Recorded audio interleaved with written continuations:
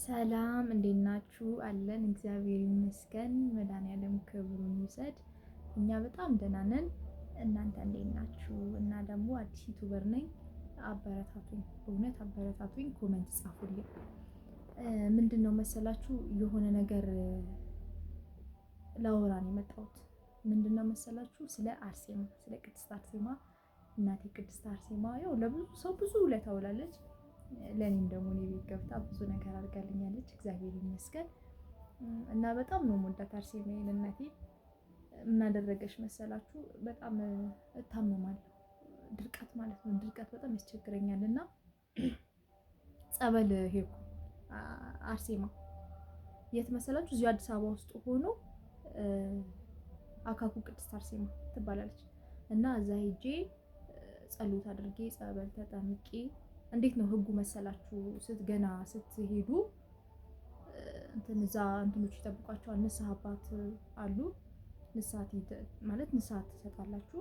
ከዛ በኋላ ንስሐችሁን ከጨረሳችሁ በኋላ ጸበል ትጠመቃላችሁ ማለት ነው። ህጉ እንደዛ ነው የቤተክርስቲያኑ እና እንደዛ ነው። ከዛ ሄጄ እዛ ሁሉንም ነገር አድርጌ ጸበል ተጠምቄ ጸሎት አድርጌ መጣሁ ወደ ቤቴ። በእውነት እግዚአብሔርን የምሬን ነውና በቃ ሙሉ ለሙሉ ባይባልም በቃ ተሽሎኝ ደህና ሆኜ ምናምን በቃ እንትን እያለ በቃ እንደዚህ በሂደት ነው።